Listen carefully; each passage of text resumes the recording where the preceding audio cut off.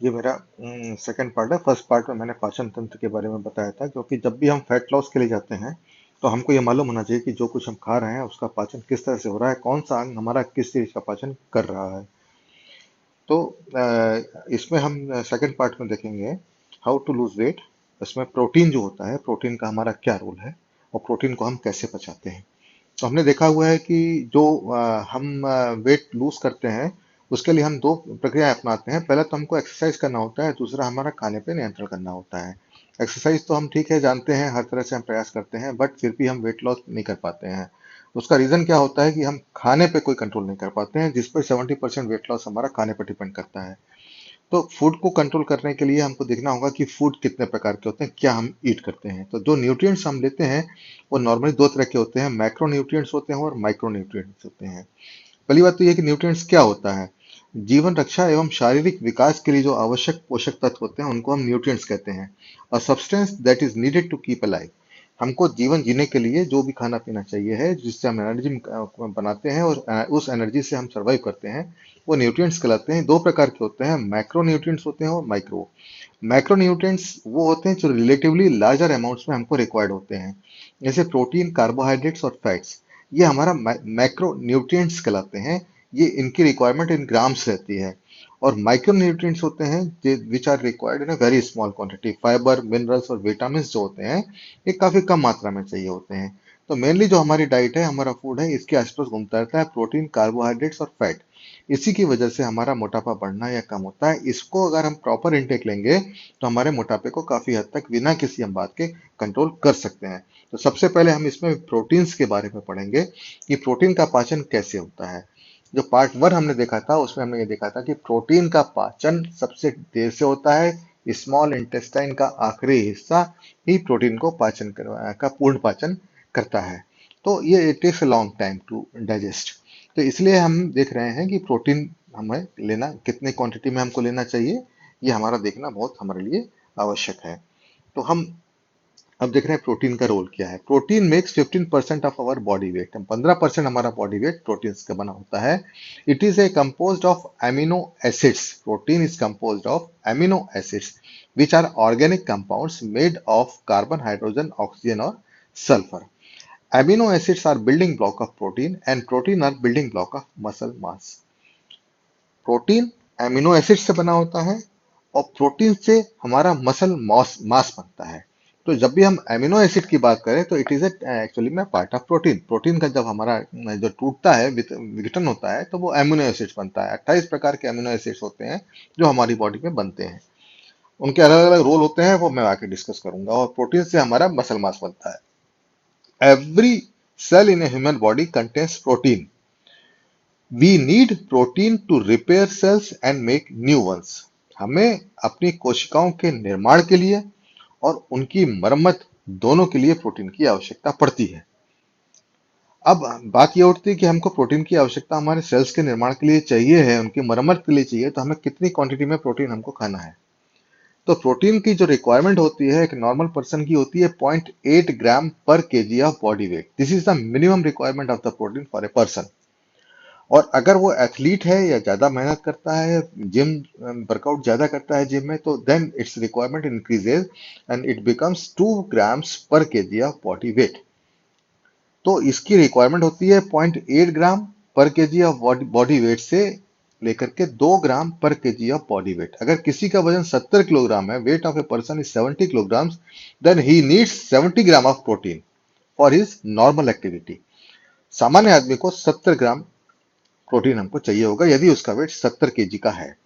अब हम देखते हैं कि most women in India taking they are not taking anywhere close to the adequate protein quantity of protein.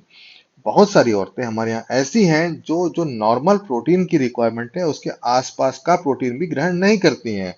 उनके मसल मास, उनका मेटाबॉलिज्म और हार्मोन्स काफी डिस्टर्ब होता है। मेनोपॉज के पास में स्पेशली महिलाओं को इस तरह की बहुत सारी प्रॉब्लम्स, हार्मोनल डिसबैलेंस, वीकनेस आदि की आ जाती हैं। ऑस्टियोपोरोसिस की प्रॉब्लम भी आती है। अगर प्रोटीन का इंटेक प्रॉपर क्वांटिटी में है तो ये सारी चीजों से वो दूर रहेंगी, उनका चीजों पर नियंत्रण रहेगा।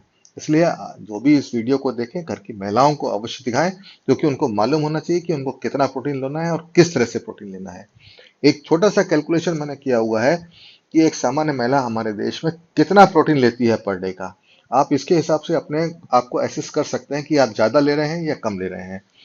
यदि 70 kg का पर्सन के लिए 70 ग्राम प्रोटीन की हमको आवश्यकता है, इसके लिए मैंने एनालाइज किया हुआ है। अब सामान्य महिला एक 7 रोटी खाएगी, 3 साढ़े 3 रोटी सुबह खाएगी, 3 साढ़े 3 रोटी शाम को खाएगी, लगभग 150 ग्राम गेहूं का आटा वो कंज्यूम करेगी, और इसमें उसने 19.8 ग्राम ऑफ प्रोटीन उसने लिया। अरहर की दाल खाएगी, 100 ग्राम दाल खाएगी मैक्सिमम, वो उसमें 7 ग्राम प्रोटीन उसको मिल रहा है। सब्जियां यदि हम पालक लेते हैं तो 200 ग्राम तक की सब्जी, लगभग एक पाव सब्जी वो खाएगी, और उसमें 5.8 ग्राम प्रोटीन उसको मिलता है। चावल भी वो 200 ग्राम लेगी, जिसमें 5.8 ग्राम प्रोटीन उसको ग्रहण करती है। इस प्रकार टोटल प्रोटीन वो ले रही है 38.4 ग्राम। मान लीजिए जो मैंने आइटम्स लिए हुए इसके अलावा भी कोई एक आध दो आइटम और खाती है, तो ज्यादा से ज्यादा 38.4 से 45 ग्राम हो जाएगा, 45 से वो 50 ग्राम हो जाएगा। बट उसकी आवश्यकता कितनी थी? 70 ग्राम प्रोटीन की उसकी आवश्यकता थी। तो वो हमारे प्रोटीन के आसपास नहीं है, प्रोटीन वो बहुत कम खा रही है। अगर वो 20 ग्राम प्रोटीन भी पर डे कम खाती है, 50 ग्राम प्रोटीन भी ले रही है, 20 ग्राम पर डे प्रोटीन कम खाती है, तो महीने भर में इसकी रिक्वायरमेंट हो जाती है 600 ग्राम। 600 ग्राम का प्रोटीन वो नहीं लिया उसने एक महीने में, और पूरी जिंदगी वो इतना कम प्रोटीन खा करके काम चला रही है, तो उसको कुछ ना कुछ समस्याएं अवश्य होंगी। तो अब मैं प्रोटीन के फायदे देखना चाहूंगा कि प्रोटीन से बेनिफिट्स क्या हो रहे हैं। अब मैंने ये तो कह दिया कि प्रोटीन खाना आवश्यक है और ये एक मैक्रोन्यूट्रिएंट है। इसकी रिक्वायरमेंट कितनी है मैंने ये आपको बता दिया कि अब 70 kg की महिला के लिए 70 ग्राम का प्रोटीन आवश्यक है। अब इससे फायदे क्या होते हैं? प्रोटीन का फैट लॉस में क्या रोल है? तो प्रोटीन जो होता है सबसे बड़ी चीज है कि ये एक सेटेटिव इफेक्ट देता है। आपको पेट भरा भरा लगेगा, आपको हंगर कम महसूस होगी। तो ये इसका एक सबसे बड़ा रोल होता है। कैलोरीज, ये 4 कैलोरी ही हमको एनर्जी देता है हमारे, और जबकि अगर हम ये फैट करते हैं तो फैट 8 कैलोरीज मिलता है। With the same quantity of fat हम 8 कैलोरीज हमको मिलती हैं। तो प्रोटीन से हमको और क्या क्या फर्क पड़ रहा है? तो it reduces level of hunger hormone ghrelin. Ghrelin हमारे शरीर में एक हंगर हार्मोन है, जब भूख लगने में यह हार्मोन हमारे स्टमक में ये पैदा होता है और हमको भूख का एहसास दिलाता है। प्रोटीन के लेने से ये हंगर हार्मोन हमारे इसमें कम जनरेट करता है, इसको वो कम करती है।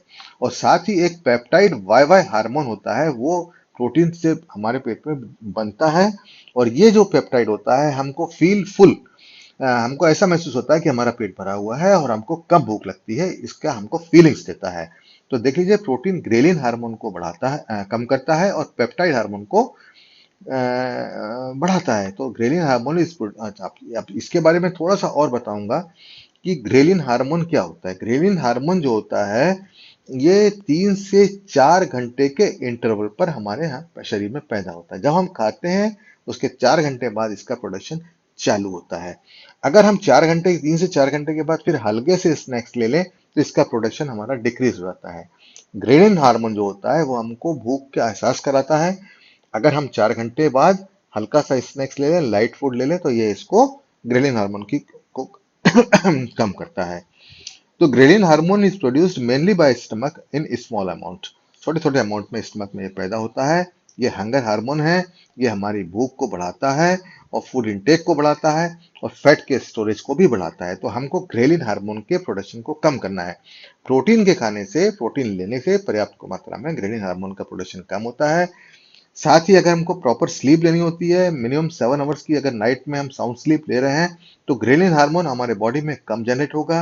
हमको स्ट्रेस को मैनेज करना है, अगर स्ट्रेस हम प्रॉपर मैनेज करते हैं, प्रॉपर तरीके से हैंडल करते हैं, तो हंगर हार्मोन हमारा कम होगा। High intensity exercise increases ghrelin. हमको हाई इंटेंसिटी एक्सरसाइज से ग्रेलिन हमारा इंक्रीज होता है, इसको हमको देखना है। होल फूड डाइट हमको लेना है, और 3 मील्स पर डे, हमको प्रतिदिन 3 टाइम भोजन करने का प्रयास करना है। भोजन से मेरा मतलब लाइट स्नैक्स लेना है, ऐसा नहीं कि हम 3 टाइम पेट भर के ठूस ठूस के खाएं। तो ghrelin level will start in ये 3 से 4 घंटे बाद ये हमारा बढ़ना शुरू होता है, और उसके बाद अगर हम हल्के से स्नैक ले लें तो अगेन ये आपको ग्रेलिन हार्मोन को हमारे डाउन कर देता है। तो ये हमने देखा ग्रेलिन हार्मोन। तो प्रोटीन के खाने से ग्रेलिन हार्मोन का प्रोडक्शन कम होता है और पेप्टाइड का प्रोडक्शन बढ़ता है, जो हमको सेटेटी का इफेक्ट देता है। केस स्टडी में यह पाया गया है कि किसी का महिला का प्रोटीन, कुछ ग्रुप ऑफ वुमेन्स का प्रोटीन का इंटेक 15% से 30 किया गया। मतलब जितना प्रोटीन ले रही थी उसके डबल क्वांटिटी में उनको प्रोटीन दिया गया। तो ये पाया गया कि उनमें जो खाने में अपने आप कमी आ गई, भूख में कमी आ गई, और 441 कैलोरीज उन्होंने सामान्य से कम खाया। मतलब 441 कैलोरीज उसकी बॉडी से अपने आप ही कम कर गई by properly managing the diet. तो इसलिए हम प्रोटीन का इंटेक हमारे लिए ठीक है। Reduces craving and desire for late night snacking. कुछ लोगों की आदत होती है देर में रात में खाना खाने की, हम कहते हैं उसकी आदत खराब है, रात को टूट के खाता है, बट ऐसा नहीं है।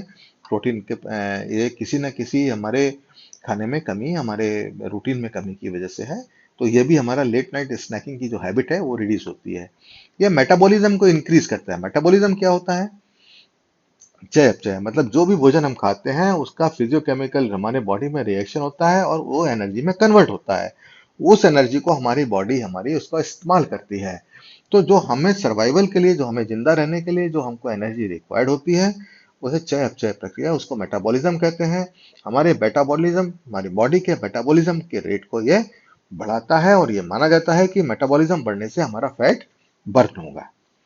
Increases muscle mass and strength. आपने देख लिया है कि हमारी मसल मास प्रोटीन से बनती है, इसको लेने से हमारी मसल मास बढ़ेगा और हमारी ताकत बढ़ेगी। Does not harm healthy kidney. Healthy kidney को यह हार्म नहीं करता है। क्यों नहीं करता है? क्योंकि ये तो हेल्दी किडनी को ये हार्म नहीं करता है, इसलिए हमारे को ये जो भ्रम है कि हम किडनी में इफेक्ट पड़ेगा, वो हमको भ्रम नहीं रहना चाहिए। अगर आप स्वस्थ हैं तो आपको कोई समस्या नहीं। अगर आप फिर भी, अगर आपको कोई प्रॉब्लम है, किडनी से संबंधित कोई प्रॉब्लम है या आपके मन में भ्रम है, तो बेहतर है आप डॉक्टर की सलाह ले लें। Good for bone health. Bone health के लिए भी अच्छा होता है। मैंने आपको बताया है कि मेनोपॉज के बाद में महिलाओं में जो हार्मोनल डिसबैलेंस होता है, ऑस्टियोपोरोसिस होता है, जिसमें हड्डियां कमजोर हो जाती हैं, फ्रैक्चर्स जल्दी होते हैं, उसमें भी ये इंप्रूवमेंट करता है, उस चीज को होने से बचाता है। Keeps immune system strong. Immune system को भी हमारा ये मजबूत करता है। Lowers blood pressure. हमारे बॉडी के ब्लड प्रेशर को यह कंट्रोल करता है। तो इस तरह देखा कि प्रोटीन के हमारे बहुत सारे बेनिफिट्स हैं। इनके लेने से, प्रॉपर क्वांटिटी में लेने से फैट लॉस में हमको अपने आप ही स्वतः ही काफी आराम होता है। हमें हमारा जो प्रक्रिया, जो भी प्रक्रिया हम अपनाएंगे फैट लॉस की, वो हमारे लिए फायदेमंद साबित होगी। अब प्रोटीन अच्छा तो होता है, लेकिन हमको ये भी मालूम होना चाहिए कि प्रोटीन मिलता काहे में है। तो प्रोटीन रिच फूड मैं बता रहा हूँ आपको। वेजिटेरियंस में ये फली वाली सब सब्जियां हो तो उसमें मिलता है, मटर में मिलता है। सबसे ज्यादा प्रोटीन आपको सोया प्रोडक्ट्स में मिलता है, सोयाबीन में मिलता है, चीज में मिलता है सबसे ज्यादा प्रोटीन, मूंगफली में मिलता है। ये सारे जितने नाम लिखे हुए हैं, इसमें 20 ग्राम से ज्यादा प्रोटीन मिलता है पर 100 ग्राम ऑफ द सब्सटेंस।